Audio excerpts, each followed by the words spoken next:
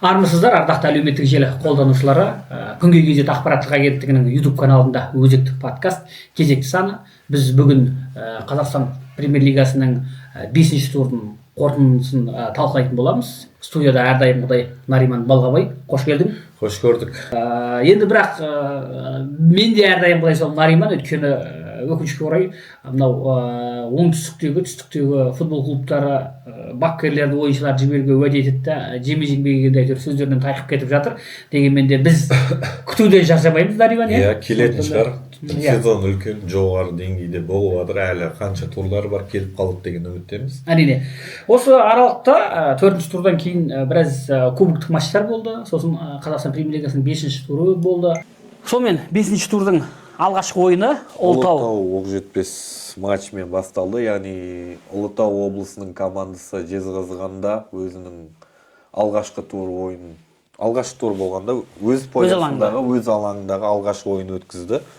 Есеп 0-1 есебімен көкшетаулық команданың есебіне жеңіспен аяқталды. Ақмола облысының командасы жеңіске жетті. Бұл ойында жалғыз пенальтимен Дәурен Жұмат тараздық вундеркинд деп айтамыз ғой. Ол енді вундеркинд болатын, ұлттық құрамаға бірден бір үміткер ойыншы деп білем. Кезінде Мақтарал футбол клубында ойнады. Одан кейін Оқжетпеспен 1-ші лиганың чемпионы атанып, осы ойында қателеспесем КПЛ-дағы 3-ші голын салды. Алдында помните, ана Атыраумен ойында гол салған жігіт Дәурен Жұмат таныс болу керек. Енді тағы бір инсайд айтып өтейін. Ұлытау командасына бюджет облыс тарапынан бөлінбейді екен. Яғни облыс бюджеті бір тиын берілмейді. Бір тиын берілмейді. Оларға тікелей президенттің жарлығы бойынша, бұйрығы бойынша Қазақмыс компаниясы бар ғой, алпауыт компания, соның тарапынан бюджет бөлінеді екен. Тамаша. Ұлытау фанаттарынан кешірім сұраймыз. Алдында біздер бір подкастта бюджеттің соры деген сияқты бір тікелей бір екі клубқа айтып өткеніміз болатын. Сондықтан Ұлытау командасына, яғни күшті, мықты Қазақмыс деген компанияның өзі осындай ақша бөліп отыр. Дегенмен де соған лайықты бюджет қанша екен? Бюджеті енді КПЛ-да ойнау үшін минимум 1-2 миллиард керек қой. Сол қаражатты береді. Иә, сол қаражатты береді. Стадионда жұмыс жаңадан реконструкциясы барлығы керемет өтіп отыр. Енді команданың қалай бар болуына, жалпы тірі болуына, футбол ойнауына барша мүмкіндік жасап отқан Қазақмыс компаниясына үлкен алғыс айтамыз. Өйткені қазақ футболын, көтеру үшін осындай. Көтеру үшін сүбелі үлес қосып отырған Қазақмыс арасында да ерлепті былай айтқанда. Дегенмен де Ұлытау енді сапа жағынан сәл көңіл аударса дейсің, өйткені ұпайдан шашау шығарып жатыр. Енді 5-ші тур былай айтқанда әлі де құбылмалы. Кей қажетті ұпайларды жіберіп алып жатыр былай айтқанда. Былайша айтқанда, меніңше состав жағынан, яғни Иван Азовский баптайтын Ұлытау командасы әлі де 1-ші лиганың деңгейіндегі команда ма деп ойлаймын. Өйткені Оқжетпес енді премьер-лигадан ұшады, қайтып немесе 1-ші лигаға барады, қайтып ояқтан чемпион болады. Бірақ биылғы Оқжетпестің ойыны жалғыз мен емес, біраз спорт сарапшылары, журналистер барлығы мақтап отыр. Кеше Нұрсұлтан Құрман мырзаның өзі де атап айтты. Оқжетпесте бір тәтті футбол бар, мінезі бар, қажетті ұпайларды жинап жатыр. Яғни, былай айтқанда, ортан қол командалармен, аутсайдермен кездесулерде, матчтарда олар өздеріне қажетті ұпайларды алып жатыр. Мінезді команда дейік, биыл тіпті осы қарқыннан таймаса, Евро жолдамаға қол созу мүмкін. Евро жолдамаға, оған ерте сияқты, бірақ осылай топ 6 команданың қатарына кірсе де, Оқжетпес үшін үлкен жетістік деп ойлаймын. Иә, сондықтан да Ферапонтов тамаша тактик тренер деп естідім. Сол бір өзі жайлы сол бір бағаны ол іс жүзінде дәлелдеп жатырды. Келесі матч. Атырау Қызылжар. Қызылжар жуырда ғана өз бапкерін ауыстырды. Чурчич, атақты Чурчич тобылмен Еуропаны шулатқан, былай айтқанда. Евро лиганың топтық кезеңіне бірнеше қадам қалғанда жолдан тайып кетті, демесе сол Базелді, швейцариялық Базелді тобымен ақ тасалқан етіп отырып, кәдімгідей өзін дәлелдеп кеткен бапкер еді. Сол Чучич Қазақстанға қайта оралыпты, Қызылжарды бұдан былай баптайтын болады, және де алғашқы матчы алғашқы жеңіске әкелді. Сырт алаңда Атырау командасымен ойын өткізіп 1-2 есебімен жеңіске жетті. Яғни бұл ойында Атырауды баптайтын Константин Горовенко мырза осы ойыннан кейін, енді 2-3 күннен кейін шыққан ақпарат бойынша өзінің орнын босатыпты, яғни отставкаға кеткен. Бұл Атырау фанаттары үшін, жалпы Атырау қаласының футбол сүйер азаматтары үшін жақсы жаңалық деп ойлаймын. Өйткені Атырау танымай қалдық қой қазір, үйінде қатты ойнайтын Атырау, білмеймін, кез келген команда ұтылып жатыр ғой. Бұл ойында да соңғы минутта жіберіп алған, есеп 1-2. Бұл Атырау қателеспесем, бұның алдын Қайратпен бір кездесу өткізді, ол сырт алаңда болды, 4-0 есебімен қателеспесем. Ойынның бірінші минутында Дастан Сатпаев 49 секунд па? 49 секундта Дастан Сатпаев көзге түсті. Енді Қайрат расында да Атырауды бұл матчты тасталқан етті, және де атыраулық жанкүйерлер сол жерде біраз айқай шығарып, ойыншыларды бір бейнелі түрде айтқанда сыбап алды. Сілігіп алды. Ойыннан кейін капитанмен айқайлап отырады ғой. Дөрекі түрде, сен дегене бірдеңе батыстың өзінің акценті. Енді сонау Атыраудан келіп, сонау жаңбырдың астында тұрып, солай енді жанкүйерлік еткенде сендер осылай оп-оңай ұтыла бересіңдер ма деген жаңағы кінә тағып отыр. Енді атыраулықтарды да жанкүйерлерді түсінуге болады. Жалпы қалай ойлайсың, енді Атырау футбол клубында не болып жатыр? Мысалы, былтыр оның алдыңғы жылында Атырау бөлек команда еді. Мықты фаворит. Астана келсе де, Ақтөбе келсе де, Қайрат келсе де, ол өзіндік мінезі команда еді. Өз алаңында фавориттерге ұпай бере қоймайтын оңайлықпен. Басшылыққа дидарсыздықпен келді деді. Ол орнынан кетті деген ақпарат шықты. Ұзақта болмады. Не болып жатыр? Жалпы қалай ойлайсыз? Дидар қызығы сол, салған ақшамды қайтып талап етемін деді ғой. Сол аз уақыттың ішінде қандай ақша салып үлгергенін мен түсінбедім. Енді бұл жерде ол ақша салған ба Атырау футбол клубына? Ақша талап етіп отыр ғой. Ақша талап етті ғой. Ашық пост жазды ғой солай. Соңғы қарағанда да ақша салып отыр, немесе істеген еңбек ақысын сұрап отыр ма? Сол жағы бізге сәл құмбыл болды, былай айтқанда. Дегенмен де Атыраудың ішінде талап еткен ғой Ареке, ол өйткені ол бір айда жұмыс істеген жоқ қой, айлық алатындай жұмыс істеген. Менің естуімше ол аз емес ақша салған. Ол бәлкім маркетингтік жұмыстарға, бәлкім басқа да жұмыстарға әйтеуір қаражат салған деп естідім. Өтірікшін енді алдағы уақытта анықтай жатармыз. Дегенмен де Атырау бізге алыстау, дегенмен де жаңағы осындай тамтымдап ақпараттар шығады. Енді оны жеті былай жаңағы ашып айту бізге де былай айтқанда бұлыңғырлау. Сондықтан да сырттан том пішпей ақ қояйық. Дегенмен де Атырауға алдағы уақытта сәттіліктер тілейміз. Жаңа бапкер келді. Қуаныш Қабдолов деген кезінде Тұранмен бірге бапкер болған. Премьер-лиганы шайған. Ашығын айтайық. Тұран ол кезде шірейтін еді ашығы. Мықты бюджетімен сол тренер келіпті Атырауға. Бүгін шыққан ақпарат, және де ол кісіні Каспий футбол клубының жаттықтырғанын білеміз. Енді сәттілік дейміз Атырау футбол клубына. Жаңа бапкермен жаңа жеңістер келе берсін. Келесі матч Ордабасы Жетісу. Қотыратты, Соқыратты ауыстырды десек қалай? Былай айтқанда. Енді дұрыс қой, енді былай айтқанда ол жерде Тұранмен бір жетістіктерге жеткен, сондай бір толағай табыстарға толы бапкер деп айта алмайсың ғой, дұрыс. Енді барды бар жоқты жоқ деп айту керек қой. Қотырат деген енді Горовенко мырзаға сәл ауырлау дейтін шығар. Енді бейнелі түрде айтқанда ғой, екеуі де енді қазақстандық, менің таңғалатыным қазақстандық осындай бір жаңағы бапкерлер бір белгілі бір нәтижесі болмаса да, әйтеуір жұмыссыз қалмайды да, осылай премьер-лиганың ішіндегі командаларда былай айтқанда қыдырып жүре береді. Жалпы бізде жоғарыда отырған басшылықтарда сол баяғыдан келе жатқан нәрсе. Біздегі футболдағы ең үлкен қателік осы, бапкерге футболға, жаңағы футболшыларға жақсы ақша береді да, айлық береді да, бапкерге келгенде әйтеуір білмеймін, дұрыс селекция жасамайды, дұрыс таңдау жасамайды, ақшадан қысады әйтеуір. Сөйтеді тағы бапкерге былай айтқанда, бейнелі түрде айтқанда кім көргенді қойылады, сөйтеді тағы қирайта жатады. Ол енді клуб басшыларына байланысты нәрсе секілді. Өйткені қараңыз, сіз егер Ақтөбе немесе Қайрат сияқты мықты Ордабасы дейік жақсы футбольный клубтың басшысы болсаңыз, сіз чемпион болуға мықты бір тренер жинайсыз. Мына тренер қалай босып екенін, немесе оның жаңағы қалай аппетиті дейді ғой, айлығы қанша, соның бәрін сұрайсың. Соған лайықты, бюджетіне лайықты тренер алады ғой, болды ғой. Енді Атырау Атырауда негізі жақсы тренерлер болған. Гороменкода білмеймін. Ордабасыда сұрапыл ойыны болмаса да Седиевпен чемпион болды ғой дейсің ғой. Былай айтқанда. Иә. Енді Седиевтің шынын айтқанда сол чемпиондық жылдарда Седиевтің жаңа командалық ойынында сұрақ көп болды. Бірақ дегенмен де әйтеуір сәттілік серік болды ма, енді Ордабасы біздің бақытымызға орай чемпион болды ғой сол жылда. Иә, чемпион қылып кеткен жалғыз тренер болып тарихта қалады ғой. Белорусиялық ол қызметкер, ол тренер. Чимкенттің тарихында ойынның көркі емес, нәтиже қалады дейсің ғой тарихта. Иә, дұрыс айтасыз, главный нәтиже қалады. Иә, келесі матч Ордабасы өз алаңында жетісу.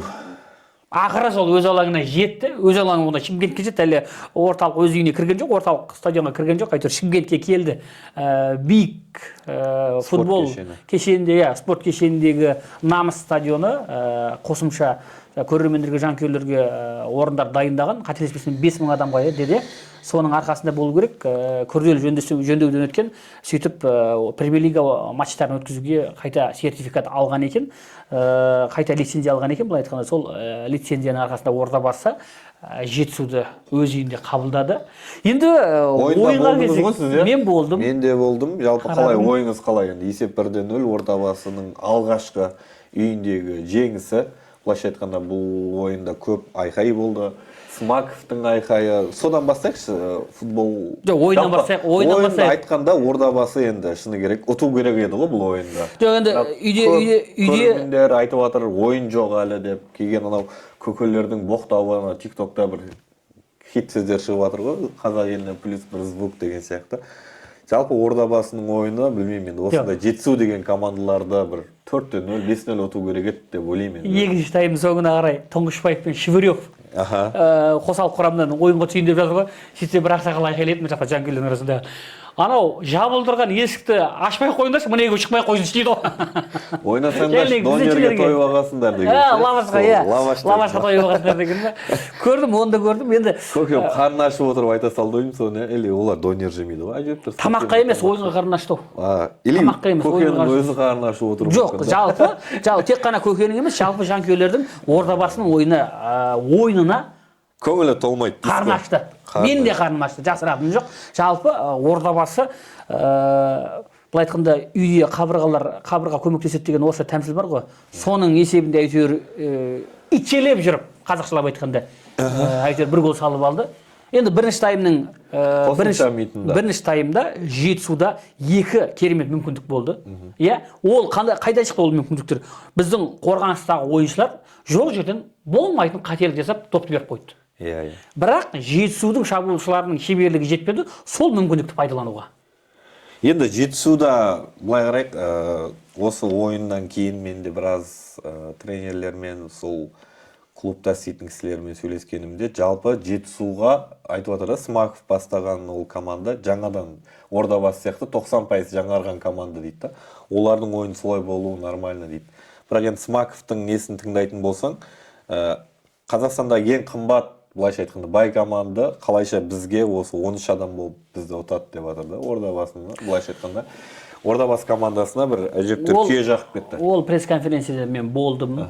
Біз үшін күтілмеген мәлімдеме болды, былай айтқанда, өйткені мен Смақтан соншалықты ондай бір, былай айтқанда, шапшып сөйлейтіндей ана жерде бірақ тартып көрген жоқпын. Енді өзім де көрдім ғой. Бір қойылмаған пенальти болса, дұрыс па? Немесе жаңағыдей шабуылшыны анау ойынның соңғы минуттарында әлгі біздің афро қара нәсілді қорғаушымыз бір шабуылшыны санынан былай ұстап құлатыпты. Соған бұлар жетісудың Instagram парақшасында және де кейбір жанкүйерлер сол жерде сол қорғаушыға қызыл берілу керек еді деді.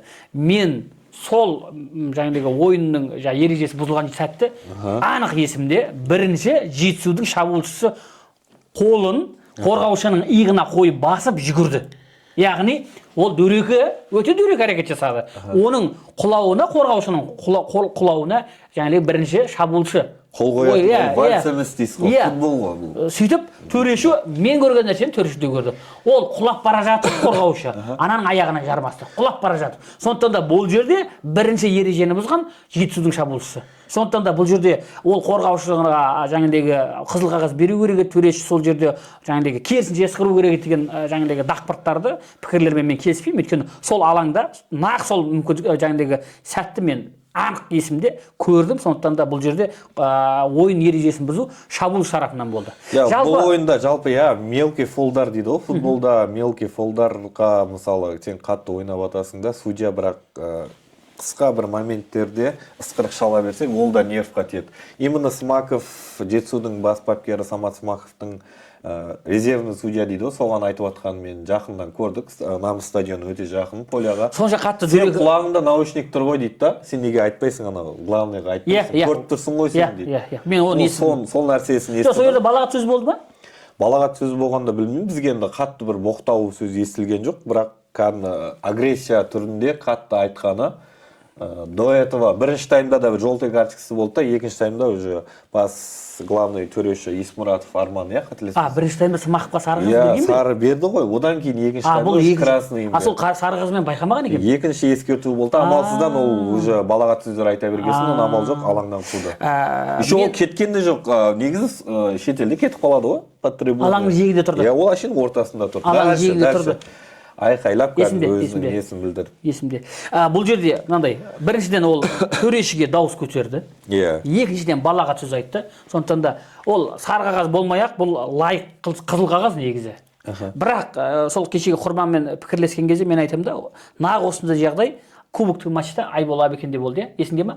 Ол доп ұзатқан кезде төрешіге тиіп кетіп, ля-ля-ля-ля-ля деді былай айтқанда, енді қара, нақ сол балағат сөзге Айбол Абекенге ешқандай шара көрілмейді.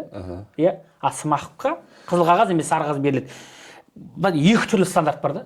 Менің пікірімде Смақовта Айболда нақ осы сөздері үшін қызыл қағаз ғана алып қоймай, кемі 4 матчқа ойыннан шеттетілу керек. Неге десең, жалпы әлемдік футболда бұндай сөздерге төрешілерге тарапына қалай тіпті ойнап айтсаң да, немесе жаңағыдей басқа да бір жағдайлар болса да, бұлай сөйлеу ол ағаттық, кәсіби футболда бұл өрескел, былай айтқанда дөрекі дүние. Сондықтан да бұл жерде мен ойлаймын, мынау Қазақстан футбол федерациясы әлі де Айбол Абекеннің сол матчта айтқан сөзі мен Смақовтың кешегі берген қызыл қағазы осы екеуіне қатысты тәртіптік кеңес дей ма?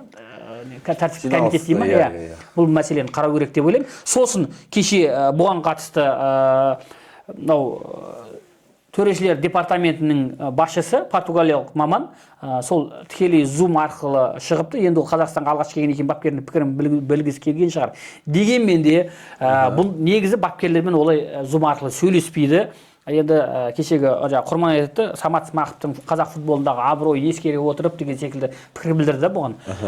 Мен ойлаймын, олай ешкімге исключение жасаудың қажеті жоқ. Жоқ, былай ғой, жалпы кез келген бапкер ол боғау сөз айтады. Біз енді кейбір стадиондарда сәл алыста орналасады ғой отыратын жер, ал намыста ол қатты ашулы болған, естілді, и сол үшін ол шынымен барынша агрессиясын көрсетті ма. Өзіңіз ойлаңыз, бір апта бойы команданы дайындайсың, тактикалық тұрғыдан, стандарттарын бәріне дайындайсың да, бірақ сенің сол жеңіске жетем деген бір өзіңнің немесе бір ұпай алам деп келген нәрсеңе главный судья сізге қарай қарсы жұмыс істейді, ол кезде сенің агрессияң шығатының рас. Енді бұл жерде жоқ, бұл жерде төреші Жетісуға қарсы жұмыс істеді деген бар. Жоқ, мен де олай айта алмаймын. Бұл жерде төрешілердің біліктілік деңгейіне күмән келтіруге болатын шығар. Соны айтты ғой, Смақов соны айтты. Батыл шешімдер қабылдау керек еді. Анау Сұлтанбек Астанов аяғын көтеріп барып қалған кезде бәлкім сары қағаз беру керек еді. Ол енді бұларда өте қауіпті ойын болды. Жоқ, Ареке, мен айтқым келгені, ол Смақовтың интервьюін тыңдасаңыз, сізде болсаңыз, ол былай айтты: мен Ордабасы футбол клубының ойыншыларына немесе тренер басшылығына ешқандай сөз айтпаймын деді. Мен тек қана осы төрешілердің жұмысына менің ішіндегі сөздерін, бүкіл айтқан сөзім бар, сол төрешілерге қатысты деді. Осылай бола беретін болса, біз Монғолия, Индиядан қақып кетеміз деді. Смақовтың екі ойы бір-біріне қарсы келіп тұр. Қалай? Ол айтады, Ордабасы 13 ойыншымен бүгін жеңді дейді.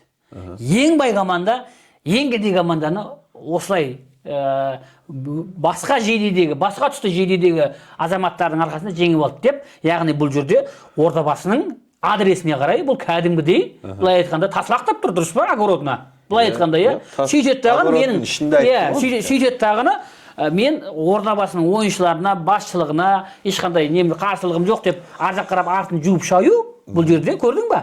Айтарын айтып алып, сосын байқамай қалып кешіріңіз деген секілді әңгіме ғой былай айтқанда. Сондықтан да бұл жерде эмоцияға қатты берудің қажеті жоқ, және де осындай жаңағы асыра сілтеп сөйлеген үшін кемінде Смақов 4 матчқа ойыннан шеттетілу керек.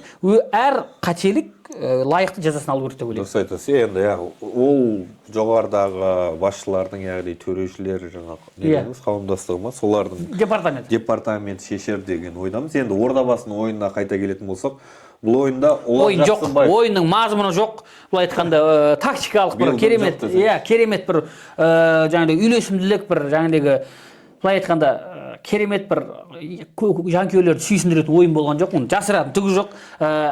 Тренер, бапкер басында 5 тур сұрады, кейін 7 тур сұрады дейді, кейін 10 тур сұрады дейді мысалы үшін. Сонда олар Абу-Дабиге не үшін барды? Турист болып барды ма, қыдырып барды ма, әлде түркі жеріне не үшін барды? Қанша кездесу өткізді жолдақсыз кездесулер? Суық болды, өтшімет кезде, сосын сәл жылы жаққа кеткен шығар. Енді сол жерде жолдақсыз кездесулер өткізді олар. Қателеспесем, қатарынан күнара ойнап шықты. Абу-Дабиде таппады ғой ойнайтын. Хабарым астаналық пабликтер жазды онда. Абу-Дабиге барып, олар жаңағы сан соғып қайтты, олармен ешкім ойнағанда жоқ деп мысалы үшін да. Андай не қылмаған ба, сонда барып Абу-Дабиге ұшып барғанда сөйтіп, біз кіммен ойнаймыз, оны ұмытып кетіппіз ғой деді ғой, сөйлесу күндегі дұға кетсерек деген сияқты. Біз бұяққа не үшін келдік деген сұрақ туындады ғой бірінші. Примерно сондай болған сияқты. Пляжға барып шомыламыз ба, жоқ, енді бірдеңе айтайық әзіл-әзілмен, бірақ Ордабасының жалпы ойыны бүкіл болельщиктерге де, мысалы спорт журналистеріне де, біраз Чимкент халқына жалпы осы клубқа болельщик ететін, жаны ашитын адамдарға ұнамай тұр, Бірақ мен Эвертон деген ойыншының екінші гол салғанына қатты қуанып жатырмын да. Сыгранность дейді ғой жалпы, ойыншылар 90% жаңадан жиналғасын, енді жай келе жатыр, көш жүреді, үзіледі демекші. Командаға сенем білмеймін, Ордабасы. Енді қара. Эвертон қандай командалар гол салды деген сұрақ туындайды мысалы үшін да. Так, Эвертон Хантенгер. Бірінші лигада келген, және ойнап жүрген Хантенгерге, және сол бірінші лиганың деңгейінде өнер көрсетіп жүрген Жетісуға гол салды былай айтқанда. Ол бір Астана мен Қайратқа гол салып, Ақтөбеге гол салды ма дейсің бе мысалы үшін да. Сондықтан да бұл жерде мұнда былайлық егер де қараңыз. Эвертонның шеберлік деңгейінде де сұрақ бар. Сосын мен кеше Андрей Мартиннен мынандай сұрақ қойдым матчтан кейін. Жалпы маусым аралық үзілісте Ордабасыға келген легионерлердің 99% Молдова чемпионатынан келді. Легионер 99%? Екеу-ақ келді ғой, Мудрак деген защитник. Чемпионатынан, Молдова чемпионатынан деп тұрмын. Молдова елінен емес, Молдова чемпионатынан. Яғни анау қара нәсілді киген азаматта жаңағы ойыншылар да Молдова чемпионатынан келді ғой. Қойыңызшы, мен оны білмейді екен. Мен екі игрок қана Шерифтен келген екі игрокты білем болды. Онда 98%. Бірақ байзасы. Сонда мен сосын сұрайым ғой. Сонда селекциямен сіз айналыстыңыз ба деп? Бастапқы сіз айналыстыңыз ба? Ол айтады, мен ғана емес, енді бұл жерде клуб басшылығы да бірге шешім шығарамыз ғой деген секілді. Ал келген легионерлердің деңгейі қандай? Жалпы Молдова чемпионаты деген, мен мысалы Қазақстанда Қайрат, Астана, Ордабасы, Ақтөбе сияқты клубты айта аласың да. Молдовада мен Шерифті ғана білем. Шерифтің чемпионаты ғой. Шериф атындағы чемпионат десің де болады негізі ол ғой. Сондықтан 15 жылдан бері чемпион болып келе жатқан ғой Шериф. Ол сол былтыр бір жыл ғана Петрокуб жоқтан барды сабай әйтеуір Айдаспанға шығарып чемпион болған. Сөйтіп Ордабасын әйтеуір чемпиондар лигасында отты. Сөйтіп Евролигада біреумен кездесіп, сөйтіп қирап конференция лигасының несіне топтық кезеңіне түскен ғой, былай айтқанда. Бірақ сол Молдова, менің айтайын деген Молдова чемпионатынан келген легионерлердің деңгейі қандай? Енді қараңыз, Андрей Мартин айтады, біздің жаңағы бюджетіміз былтырғымен салыстырғанда екі есеге қысқарды дейді, енді бюджетіміз қысқарып кетті дейді. Енді көрші тұрған Тұранмен салыстырайық. Тұранның құрамы да қателеспесем 90-80%-ға жаңарды. Солай ма? Солай. Ал бюджет қанша? Ордабасыныкінен екі есе аз. Сөйте тұра, қандай сапалы ойыншылар, легионерлер алды олар. Қандай сапалы деңгейде ойнап жатыр қазір. Кеше Астананы қалай, мысалы үшін, Астанаға қалай төтеп берді да, айлықтарын естісең, адам күледі. 1,5-2 миллион теңгенің аралығында да. Енді қара, осы жерде менде туындайтын сұрақ, Ордабасының жалпы басшылығында, Ордабасы клубында, қазақ футболда, жалпы футболда бір абыройы бар азаматтың жоқтығы ма деп ойлаймын да, жалпы. Басшысы қазір Астанадан келген кісі емес па? Сейсенбек па? Сейсенбек деген негізі ол қаржыгер ғой. несін автобиографиясын қарасаң, ол бір спорт менеджер дейсің ба? Енді білмеймін, сондай кісілерді енді басшылыққа қою ол кімнің шешімі, оны енді біздің айналысатын. Жоқ, мейлі ғой, Сейсенбек мақұл, қаржы жағынан сауатты жігіт шығар. Енді бірақ спорт директоры бар ғой, Қайрат Әшірбеков деген. Әшірбеков айғарап тұр ма, айғарап жүр ме деген сұрақ туындайды да. Ол неге осы команданы күшейту үшін барын салмайды? Неге кешегі Тұран секілді жан-жақтан тек қана Молдова чемпионатын бүйтіп қарамай, аңдамай, басқа да жақтарға назар аударып, неге жаңағыдегі осы бюджеттің өзімен 3 миллиардтық бюджеттің өзімен Қазақстанның чемпион болуға болады? Оны футбол сарапшылары бірнеше жылдан бері айтып жүр. Ал 1,2 миллиард бюджеті бар командалар қазір Ордабастан қарағанда мынау Оқжетпес, Тұран, қалай ойнап жүр? Жоқ, мынандай сияқты қараңызшы, Ареке, Ордабасы басында, жылдың басында бұндай әңгіме шықты. Біз биыл тек өзіміздің жергілікті ойыншылармен ғана ойнаймыз. Біз легионер алмаймыз деген сияқты. Жоқ, ондай әңгіме болған жоқ. Одан кейін оларға бір жаңадан жоғарыдан тапсырмалар келді. Бюджетіміз осындай болады деп еді. Акиматтан ба білмеймін енді. Тағы да бюджеттер көбейтіңдер дегеннен кейін амал жоқ, осындай ходтарға өткен сияқты да. Жоқ, бұл жерде мынандай болды. Анау әлгі үш атамыз бар ғой? 3 миллионеріміз. Солардың биылғы бюджетте солардың айлығы есептелген, қателеспесем. 20 миллиондық ше? Біреу әлі жоқ. Бинго ұстағандар. Жоқ, ол енді былай айтқанда қазір келісіпті ғой, айлығын түсіріпті. Жалпы да солардың айлығы есептелді. Сосын бұдан бөлек бұлар айтты, жергілікті академиядан шыққан ойыншыларды аламыз, сосын сапалы жаңағыдегі легионер аламыз деп ше. Енді, жергілікті ойыншылардың 7-8 жүр, оған сөз жоқ. Оларға бірақ әлі де төселу керек, жаңағыдегі олар сапалы, жақсы деңгейдегі легионерлердің жанында футбол ойнап үйрену керек еді. Осы мақсатта легионерлер келеді, былай айтқанда біздің Қазақстанға, дұрыс па? Ал енді Ордабасыға қазір келген легионерлердің деңгейіне менің кәдімгідей қаным ашады. Кешегі ойын сапасы, мысалы үшін, ол Эвертонның жаңағыдегі ойын қатарынан гол салды, бірақ ол кімдерге салды деген сұрақ туындайды, дұрыс па? Хан Тенгримен Жетісуға салды ғой. Ал енді кешіріп қойыңыз, Ұлытау, Қайсар, кеше қызылордалық жанкүйерлерден маған жаңа сәлем келіп жатыр. Сол теңеуіме өкпелеп. Мен бәрібір айтамын, Қайсар, мынау Жетісу, Атырау бірінші лиганың деңгейіне түсіп қалды, былай айтқанда, ойын деңгейі. Оны былай айтқанда, ол Қайсарға деген қастығым емес, құрметті қызылордалық жанкүйерлер. Жалпы былтырғы Қайсар қандай, биылғы Қайсар қандай, өздеріңіз ұнай ма сол деңгей? Сол футбол, қазіргі Қайсардың көрсетіп отқан футбол өздеріңіз ұнай ма? Жалпы бұндай мәселені бүкпей айту керек, ашып айту керек. Сонда мынау осы мәселені жаңағыдегі шешудің жолдарын қарастыру керек. Біз сол мақсатта айтамыз. Ол жаңағыдегі жеке басқа өтіп, ой мен Қайсардың жанкүйерімін екенде бол жақсы болсын, жаман болсын, немесе біз де мысалы үшін Ордабасының жанкүйеріміз, бірақ Ордабасыда да қаншама қаражат мүмкіндігі бола тұра, жағдайы осындай болып тұр. Ойын деңгейі осындай болып тұр. Ордабасында былай айтқанда, былтырғы жылмен салыстырғанда ортан қол командаға айналып қалды ғой. Былтыр не деген фаворит еді. Жалпы бұған дейін қандай команда болып келді Ордабасы? Биыл қандай деңгейге түсті? Жоқ, енді ол Қайсардың жанкүйерлері алдындағы да бір гол кезетке шыққан видеомызда кәдімгі мені жерден алып жерге салғаны анық. Ол шыны керек, маған да жақпады, бірақ шыны керек, біз жан-жаққа бөлінбейік та, қазақ футболын айтып отырып, шындықты айтайық. Трайбализммен айналыспай, біз қазақ футболының жанашыры ретінде сөйлеуіміз керек та. Мәселелерін шешудің жолдарын, мәселені айтпасаң, оны көтермесең, жоғарыға жеткізбесең, ол қалай шешіледі? Дұрыс айтасыз. Ол Ордабасының темасы осымен жабайық деп ойлаймын. Ордабасының темасын бұмен жабамаймыз-ау. Өйткені Ордабасының академиясына қатысты YouTube блогер, сол академияда былтыр жұмыс істеп кеткен Арман Пірманов осы өткен аптада бір видео шығарды, көрдің бе? Қайратқа кетіп қалған ойыншылар. Ордабасының жастар академиясында шығып жатқан кіл мықтыны Қайрат командасы шерзіп жүріп таңдап алып әкетіп қалады деген. Тоқтаңызшы, қараңыз, Ордабасының академиясы дейтін академия жоқ қой, бізде Оңтүстік академия деген команда бар. Ордабасы екінші лигада ойнайды. Болды ғой, басқа академия жоқ қой бізде. Қателесесің, Күйжі лигада ойнайды. Ол енді бір дайындалатын команда. Сосын Күйжі лига деген 2 жыл болды шыққан. Жоқ, жасөспірімдер арасында да командалар бар. Жоқ, академия базасы бар ма Ордабасының? Қай жерде? Цементинг бар ғой. Сенбетчик ол стадионға шейін жай ғана. Ой, соның базасы, енді стадион болғанда база деген сен қалай былай? Жоқ, мен академия дегенім айтқым келген Қайратта жатақханасы деген сен. Қайратта академия бар. Неде бар? Дайындалады. Жатақханасы, оның металлург бар, несі бар ғой? Стадионы бар ғой? Сол жерде жатақханасы бар. Мен онда бірінші рет естідім. Енді жан-жаққа мен миыма академия десе Қайрат, Алматыдағы Қайрат академиясы, ол жерде бүкіл жағдай жиналған. Енді қараңыз, Арман Пірмановтың айтып отқаны да тура сол әңгіме. Ордабасының ең қатты ойнайтын мықты болашағы бар деген жұлдыздардың бәрін Қайрат алып кетіп қалады дейді. Енді ондай өсем деген бала, былайша айтқанда, не істейді бұл жақта Шымкентте жүре бергенде? Барайын, одан да футбол көрейін, дұрыс тренерлерден үйренейін. Жаңа қалай Сәтбаев оларға да бір андай мотивация болған шығар, басқа клубтарға ауысайын дейтін шығар. Не істейді Шымкентте жүріп, екінші лигада ойнап жүре беру. Дұрыс, айтқаның дұрыс. Енді қара, Нариман. Бірақ сен сонша дайындайсың да, сонша дайындап сыйлап жібересің ба? Жалға бер, ақшаға сат. Сатып атқан жоқ? Жоқ, сатып атқан жоқ.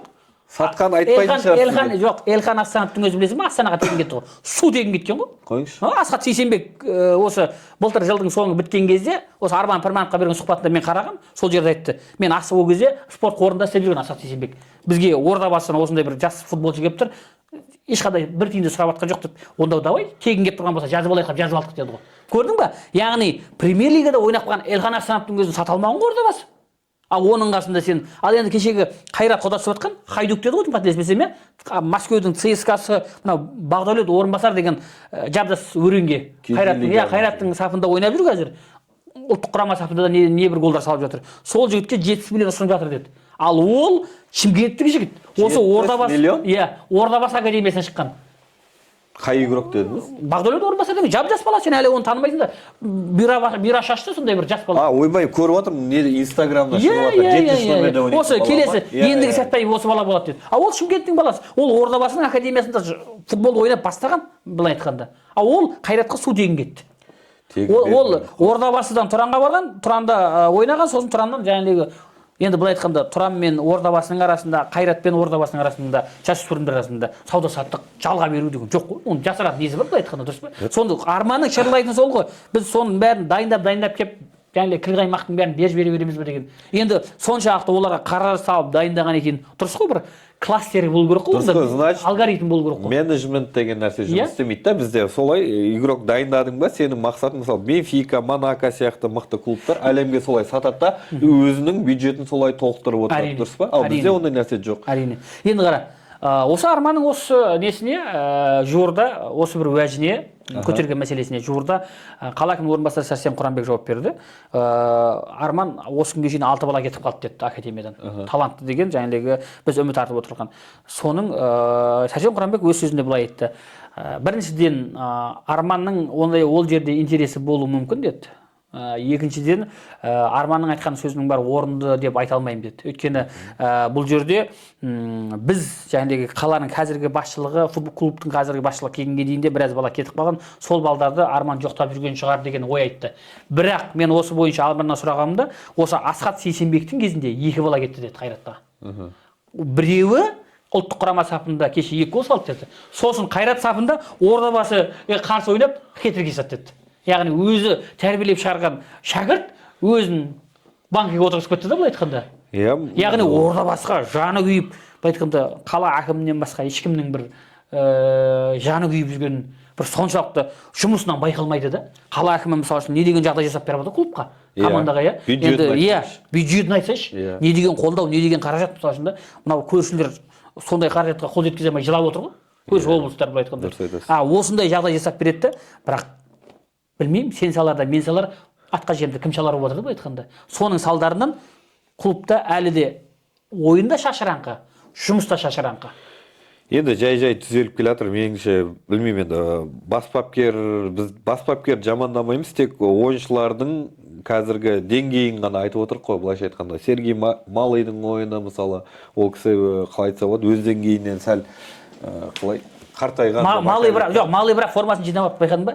Шайзада сосын формасын жинап алды. Кешегі сейфін көрдің ба? Тоғытқа бара жатқан. Керемет сол. Шайзада, мен Шайзадаға риза болдым. Жалпы былтыр Шайзада ұлттық құрамаға барып келіп, ауырып қалып бір сосын анау Еуро маусым басталған кезде әйтеуір өз формасына келе алмай сөйтіп қиналып жүрді ғой. Қазір сол баяғы формасын жинап алыпты. Сол Шайзадаға негізі ұлттық құрамаға бару керек деп ойлайсың ба? Шайзада енді шақыртылып жүреді ғой, осыған дейін де екінші немесе үшінші номердегі қақпашы болып жүрді. Жалпы Бекхан өте керемет қақпашы деп санаймын өз басым. Бірақ дәл қазір номер 1 меніңше Астананың қақпашысы Мұхамеджан Сейсен сияқты ұлттық құрамада. Өйткені ол алдындағы Астананың қазірде номер 1 қақпашысына айналды, және Чондриш деген сияқты ойыншыларды, легионерлерді ысырып тастап, алаңға бірінші минуттан шығып отыр. Сондықтан егер де Сейсен травма алған жағдайда Шайзада орын басуға лайықты қалай футболшы деп айтып отырмын. Қақпашы дейсің ғой. Жоқ, ол жерде тағы Заруский бар ғой. Екінші қазір номер 2 қақпашы Заруский, сондықтан да Шайзадаға қазір ұлттық құрамадан орын табылады деп айта алмаймын. Сондықтан да Шайзада қазір клубтағы карьерасына қатты мән берген дұрыс секілді да. Өйткені қазір оның ойыны былай айтқанда жиналып келе жатыр, түзеліп келе жатыр. Клубтағы ойынына мән бермесе, ол ұлттық құрамаға шақырылмайды. Өйткені бас бапкер, ұлттық құраманың бас бапкері, ол бірінші ол практикасын көреді ғой. Ол клубта жақсы өнер көрсетіп, жақсы сейфтер жасап жатса, міндетті түрде шақырады болды. Солай дәлелденеді ғой. Келіп атқан ойыншылардың барлығы өз клубтарында көп минутта алаңға шыққан, өзінің голевой пастары бар, гол салатын немесе қорғаушылардың допты қайтару мәселесі, соның барлығын есептейді, соған байланысты алады ғой.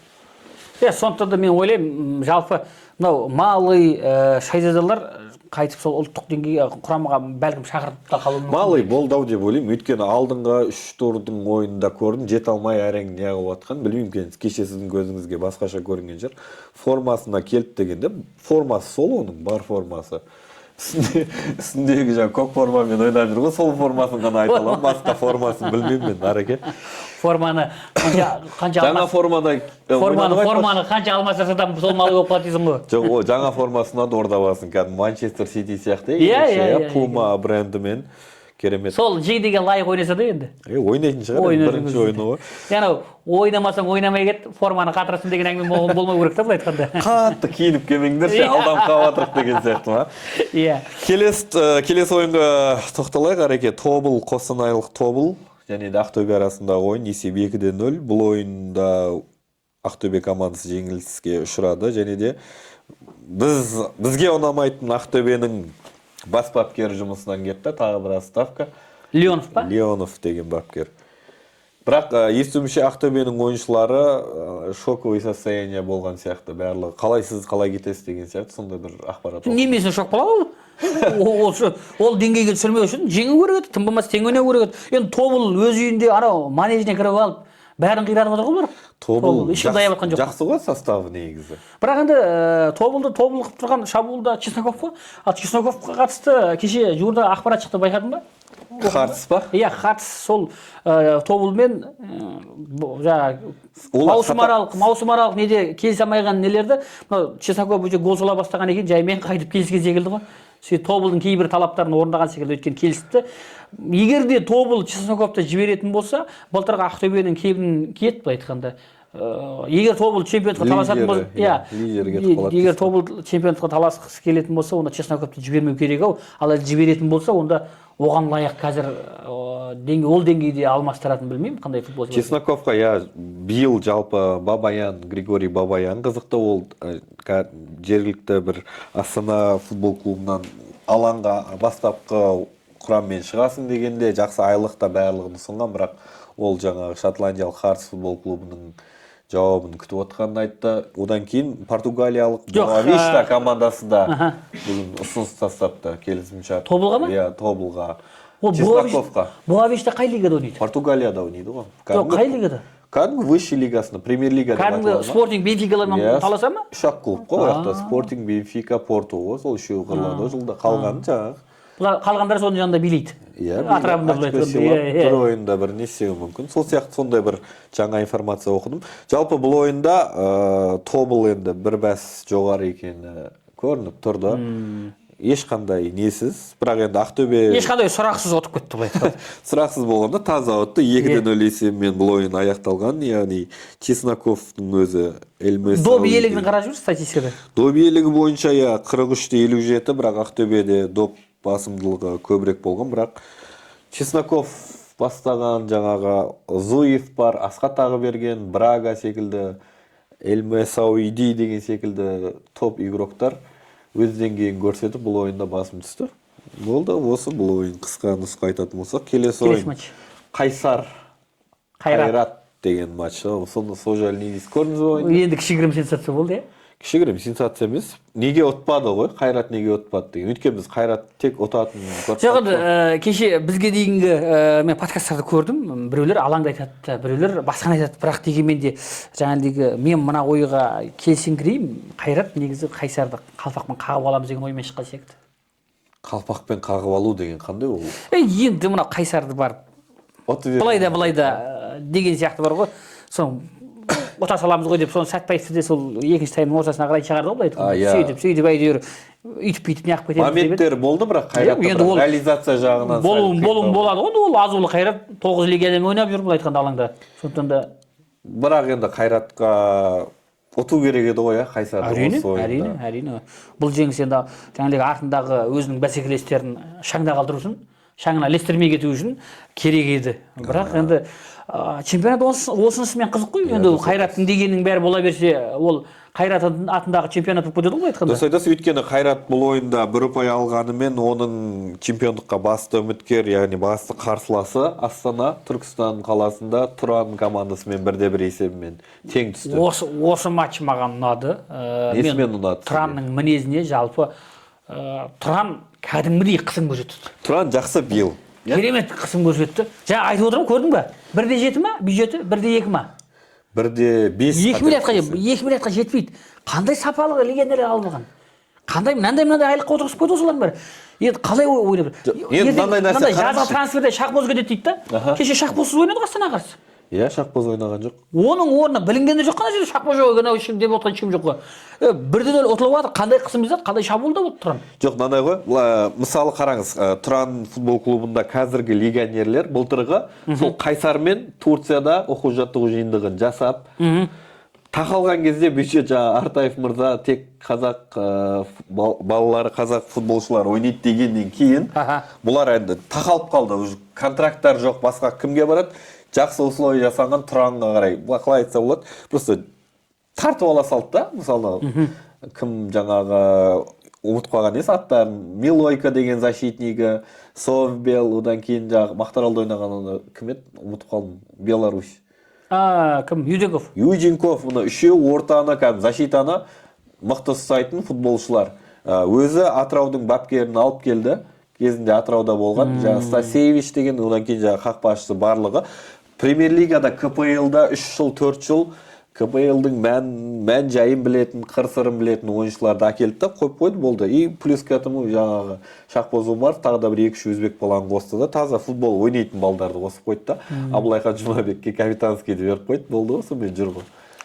Оны несін мақтайсыз Тұранды? Жоқ, несін мақтайсыз болғанда кешіріп қойды. Соның осы Тұран осы чемпионат басталарда сол ана Юденковтар келіп қосылды ғой, Қайсар немесе Қайсардың сапында жаттығып жүрген балдар еді ғой солар, мысалы үшін да. Ал біздің орта басы ол кезде атой салып жүрген былай айтқанда оқу-жаттығу жиындарында. Биыл енді ауысып кеткен сияқты, былтыр Тұран осындай қанша бюджетпен соны жамандайтын екен. Жамандағанда аузымызға енді көрініп келгесін ашумен айтамыз ғой. Биыл енді Тұранда қалай айтса болады, ойында бар, бюджетіне лайықты, ал ордабасыда ақша көп, бірақ ойын дұрыс емес деген сияқты. Енді Тұранның ойыны бюджетіне лайық деп айтамаймын, бюджетін қосу керек секілді, өйткені тағы да ма? Иә, қаражатпен проблема бар. Балалар футболы ақсап тұр. Жасөспірімдер академиясының жаңағыдегі академиясы жарыстарға барып жатқан жоқ екен.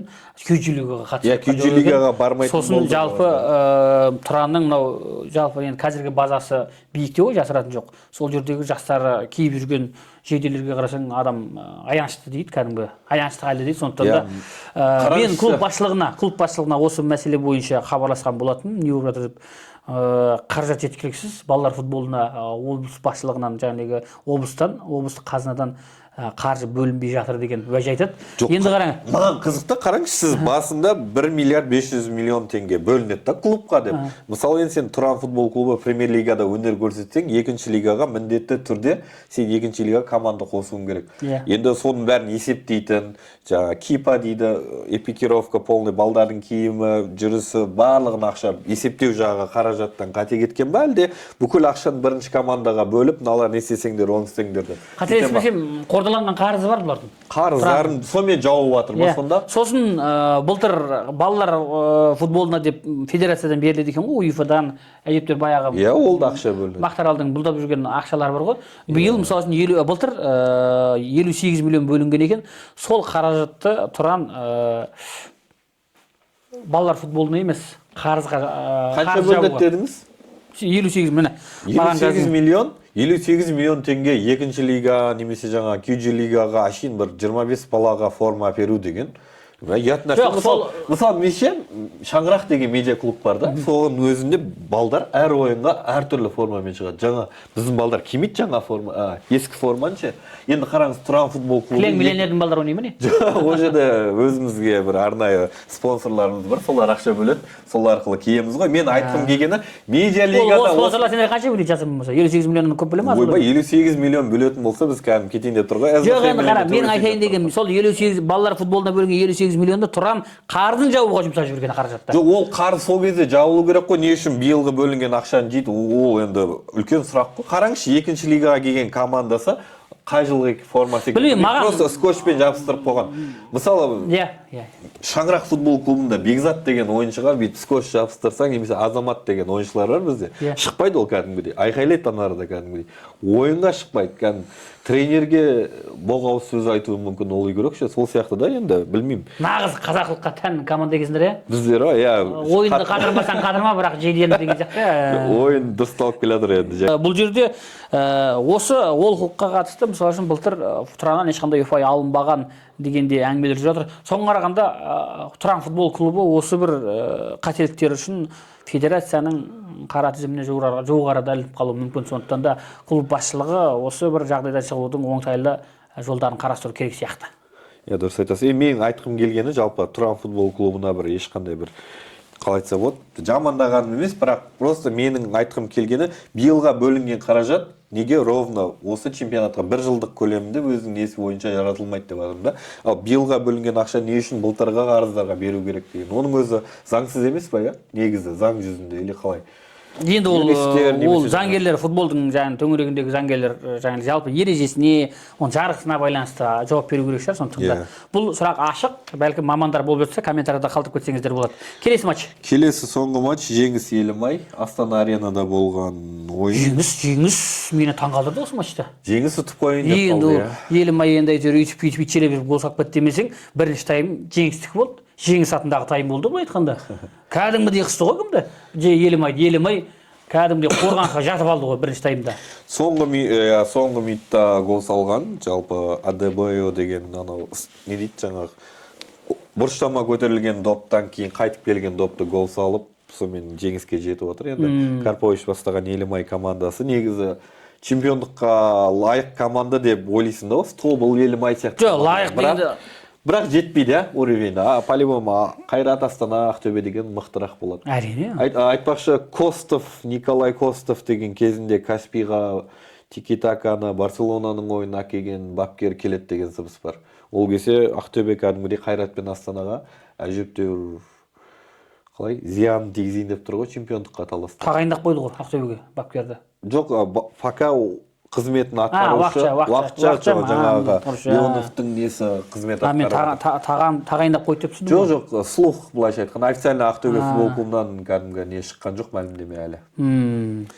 Енді қараңыз, Жеңіс деген команда жалпы атына лайық емес сияқты болып атқан сияқты. Өйткені аты Жеңіс, бірақ бір победасын көрген жоқпыз. Ничья немесе ұтылу, ничья победасын. Жеңілісті.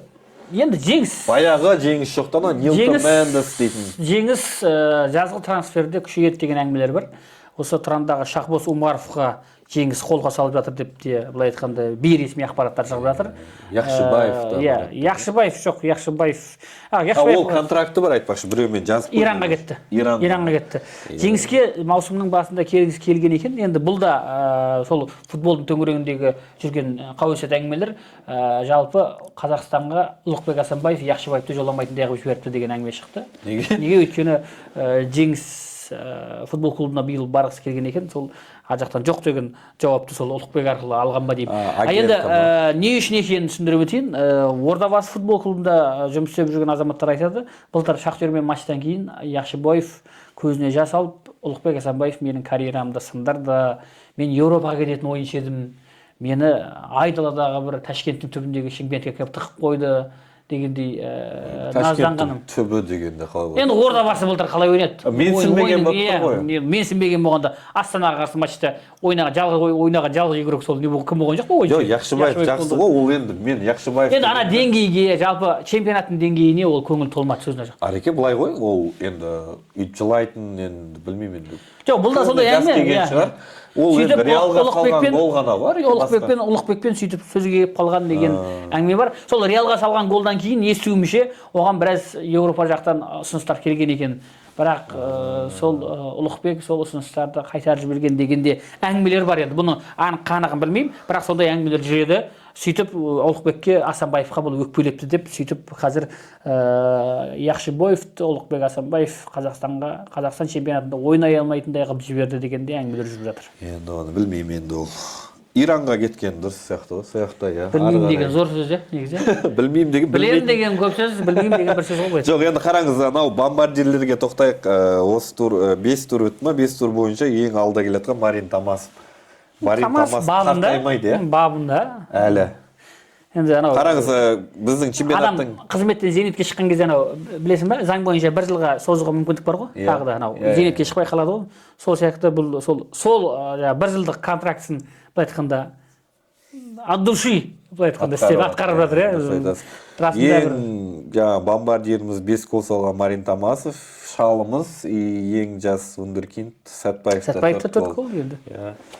Енді Атырау сияқты ақкөңіл командалардың арқасында Сәтбаевта Томасовты қуып келе жатыр ғой былай айтқанда. Атыраудың фанаттары кетіп отпасын бірдеңелер жазып. Мейлі ол факт қой, енді барды бар деп айту керек қой. Тағы бір қызық енді не келесі турға тоқталайық. 6-шы турда. Келесі ойындар календар бойынша басталады. Келесі турда болжам айтсаң. Мен келесі турдың матчтарын саған бола дайындап келдім. Кеттік онда. Сенің сәуегейлігің бар еді ғой, жақсы. Көрейік барынша. Оқжетпес өз алаңында жеңіс қабылдайды. Міне, орталық Қазақстан дербиі. Оқжетпес жеңіс. Бұл ойын меніңше голдар көп болмайды. Сол 1-0. Есеп 1-1 немесе 1-0 Оқжетпестің пайдасына деп ойлаймын. Оқжетпес ұтуы мүмкін. Бұл жерде жеңіс тең есеппен немесе жеңіп те кетуі мүмкін. Өйткені жеңіс қазір ойыны үйлесіп қалыптасып келе жатыр. Сондықтан да менің ойым жеңіс кемінде 1 ұпай алып кетеді. Ничья дейсіз ғой. Келесі матч Ақтөбе өз алаңында Ұлытауды қабылдап 3 ұпайды қалтасына салуға деген ой айтамын десеңші. Бұл жерде деңгей жағынан Ақтөбенің ойыншылары, Сейдахмет болсын, басқа бір легионерлердің барлығы, Идрис Умаевтар барлығы Бағдат Қайыров бастаған команда жеңіске жету керек. Өйткені бұл ойынның басты қалай жаңалығы Қобланда Батырда ойнайды ғой. Бірінші ойыны стадионда дайын болып. Стадион дайын болған.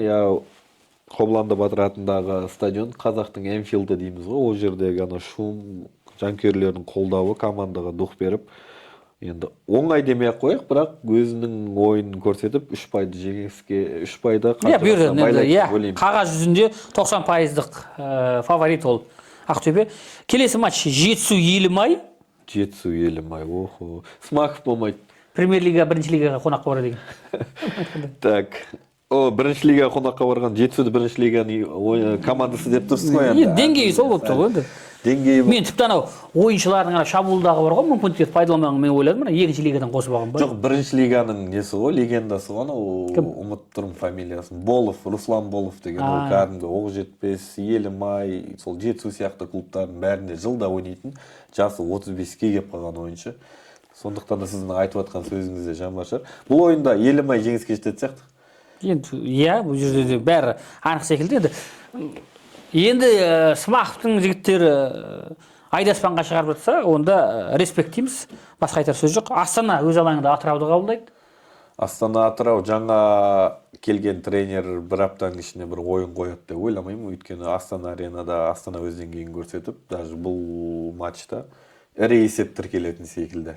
Менің ойымша бір 4-0 ма болатын сияқты. Келесі матч Қызылжар өз алаңында Қайсарды қабылдайды. Қызылжар Қайсар, көк паспорттыларды. Так, көк паспорттылар Қазақстандық ойыншылар сіздің кәдімгі сарказмыңыз мықты екен әреке, мен кейде түсінбей қалып жатырмын. Бұл ойында Қызылжарда да жаңа стадион, олар да өзінің стадионына келді.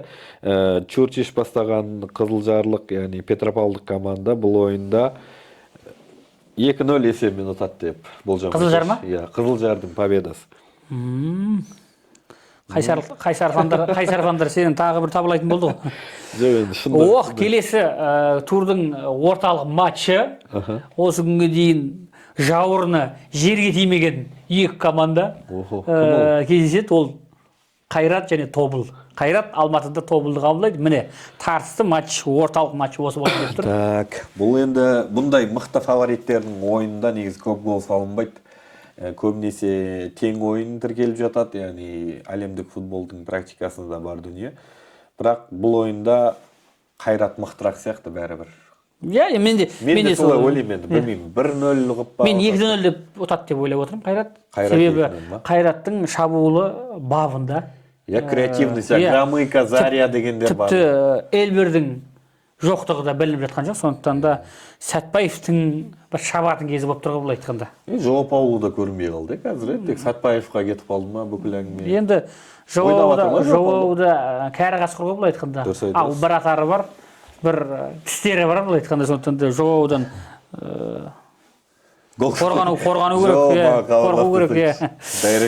Соңғы кездесу 6-шы турда Ордабасы, Тұран, оңтүстік дербиі, Шымкентте. Біз мақтаған Ордабасы, Тұран, мен мақтаған Тұран, айтқанда. Сен жақтаған Ордабасы. Енді 3,5 миллиард пен 1,5 миллиардтың қақтығысында кім жеңіске жетеді деп ойлайсың? Меніңше бұл ойында Ордабасы осы ойында жеңіске жетсе, осы күнге дейін барша жаңағы енді қателіктер деп айта берейікші, қателіктер емес шығар, ол команда еңбек етеді, тренировка жасайды, сәтсіздіктердің орнын жабатын сияқты да. Бірақ енді өте қызықты матч, былайша айтқанда дерби болады. Сәтсіздіктердің орнын жабады дейді. Тұран ол Қайрат емес, Астана емес. Сол екеуін біреуін ұтса, онда айтуға болады. Жоқ, Тұран мықтырақ қой. Қазір енді қараңыз, кеше Астанамен тең ойнады. Ақтөбеден енді сәл бір ойын жүзінде ұтылып қалған болмаса. Болжамың? Болжамым, білмеймін, ничья сияқты 1-1 деген болжам айтып көремін. Бірақ Ордабасын ұтсын деп тілеймін, бірақ Тұран да ұтып кетуі мүмкін бұл ойында. Жоқ, болжамың нақты. Нақты болжам 1-1 деп ойлаймын. 90-шы жылдар тәуіптер болатын, сен екі жолың бар деп. Бірі ұтасың, бірі ұтыласың деп те. Негізі, полный ставка айтатын. Мүмкінді бәріміз білеміз ғой, бірақ сенің ойың кімге? Әреке тағы да айтам 1-1 деп ойлаймын. Тең есеп деп ойлаймын. Мен 89% сенімдімін, Тұран ұтады. Тұран ұтады деп ойлайсың. Қазіргі қарқынымен, қазіргі ойынымен Шахбоз бұл матчқа шығып қалуы мүмкін дейді. Шахбоз жаттығуды тағы да жеңіл жарақат алыпты. Қазір Өзбекстанда емделіп жатыр екен. Маған келген ақпарат бойынша. Сол Шахбоз шығатын болса, Шахбоз Ордабасының қорғанысын шайқайды. Иә, бірақ енді Тұран ұтып кетсе, айқай басталады ол кезде, иә? Қалай ойлайсыз? Тұран ұтып кетсе ма? Иә. Дерби ғой енді бұл, оңтүстіктің дерби. Өйткені бұл матчқа дейін Ордабасы командасы Түркістан қаласында, Түркістан аренада ойындарын өткізіп атты да. И Жетісуға қарсы ойында намысқа алып кетті. Келесі турда үйінде, Тұранда, получается, үйінде қабылдайды. Ал егер сол матч Ордабасы үйінде болып Түркістан аренада қабылдағанда, қараңыз қандай болады. Ана жерде бүкіл Түркістан келгенмен, Ордабасы деп келгенмен Түркістанға. Ол жерде бүкіл Түркістан деп. Оның да қалай айтса болады, бір ықтималдылығы бар ғой. Мен әлі Тұран фандар әлі қалыптасып үлгерді деп ойламаймын. Енді баршаға, бірақ Ордабасының жанкүйерлерінен қарағанда көбіміз. Иә, оған келсем. Сондықтан да Түркістанда өткен күннің өзінде де алаң 50-50, бәлкім 50-50 болуы мүмкін. Тіпті шымкенттіктер көп болып кетуі мүмкін бұл жерде.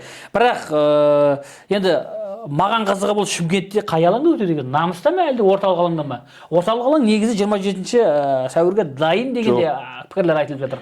Официальный Instagram парақшасында Намыс стадионы деп белгіленген. Ақсүмбе 29 деген. Демек, Намыста жігіттер Намысты қолдан бере ме екен, бермей ме екен, оны енді көреміз. Дегенмен де сол күні намысын көреміз десең. Иә, жігіттердің намысы қай деңгейде екенін сол күні көреміз. Дегенмен де Тұранның жаңағыдай қарқыны, бабы қазіргі сәтте Тұрған Ордабасынан бір бас жоғары секілді. Менің пікірім. Енді ойын көрсетеді, алаң көрсетеді. Результаттар айтып тұр. Тұранға атылса, бірақ 4-ді басталмаған айқай Тұраннан кейін басталады деп ойламаймын. Бірақ дегенмен де Тұранға атылса енді сол ойыннан кейін міндетті түрде Ордабасы футбол клубынан бір ойыншы немесе бір қызметкер арнайы келіп сізге сұхбат береді деген ойдамын, Құдай қаласа, иә. Келесі подкастта уже өйткені шум болады сияқты. Жалпы енді құрсын жаманшылық шақырмай-ақ қойып, Ордабасы футбол клубына жеңіс тілейміз. Жоқ, ұтса да атылса да енді өздерінің пекенесін көрген. Иә, әрине. Бірақ енді біз прям қиылып, жалынып сұрамаймыз. Иә. Нариман аман болсын деп отырмыз ғой біз енді айтқанда. Пока мен де тегін келіп жатырмын ғой әрекет. Болды.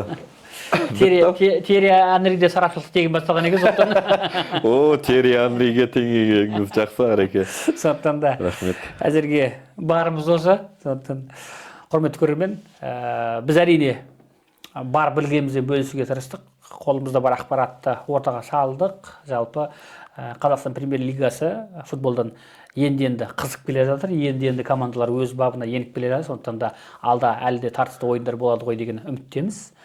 Жалпы қазақ футбол үшін жанкүйеріміз.